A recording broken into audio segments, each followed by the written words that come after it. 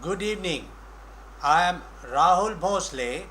I will give you a preview of the South Asian security trends in September 2010. Successful conclusion of elections for the lower house of parliament on 18 September in Afghanistan remained a seminal achievement, though low turnout of 36% and large number of allegations of fraud may mar the credibility. The overall results are likely to be available by end of the October and will denote the configuration of the parliament as well as path to the electoral democracy in Kabul. Pakistan saw familiar shenanigans of the army administering shock therapy to the government allegedly for non-performance and seems to be back in a familiar role of arbitration as conflict between the government and the judiciary over Swiss accounts case of President Zardari is coming to the fore. Former President and Chief of the Army Staff Pervez Musharraf is also making his presence felt from exile in London, asking the army to take charge. A standoff is also brewing with NATO as helicopter operations result in death of two Pakistani security personnel. Thus, greater coordination may be required in the days ahead. China's aggressive diplomacy in East China Sea has raised concerns in neighbors including India as a multi-pronged diplomatic, political and economic offensive forced the Japanese to release the captain of a fishing trawler who had clashed against Coast Guard patrol craft off the disputed island of Shinkaku.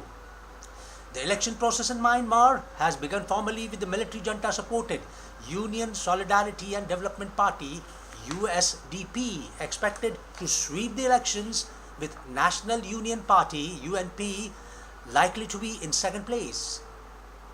In Nepal, the parliament failed to elect a prime minister in 4 rounds held in September as the political gridlock remains in place with jockeying for the prime ministership remaining elusive for its squabbling leadership. Meanwhile, the people's sympathy for the ousted monarch Gyanendra and his son Paras seems to be growing each day. India-Pakistan relations received a setback with Pakistan's remarks on Jammu and Kashmir in the United Nations General Assembly setting off a cycle of spats in the August body. Hopefully, the visit of US President Barack Obama to New Delhi may act as a catalyst for both sides to reconcile and commence talks. In India, security forces heaved a sigh of relief with the Ram Janmabhoomi Babri Masjid title suits delivered on September 30th, 2010, having invited only muted reaction so far. However, vigilance continues. In Kashmir, the state government is in the process of implementing the 8-point formula exhorted by the Cabinet Committee of Security, which should hopefully bring peace to the valley after 3 months of disquiet. Formal talks are now expected with the United Liberation Front of Assam as more number of leaders walk across from Bangladesh. Obviously, Indo-Bangladesh cooperation is working. The Naxals have shifted to terrorist tactics of hostage-taking and cold-blooded elimination as security forces operations seems to be having some effect.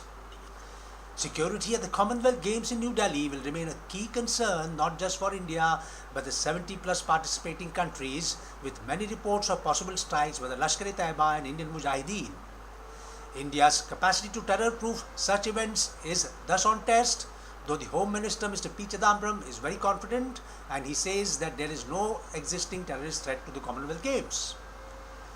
Ladies and gentlemen, this is a preview of South Asia Security Trends, a monthly magazine on security challenges and trends in South Asia, including India, Afghanistan, Pakistan, Nepal, Sri Lanka, Myanmar and so on.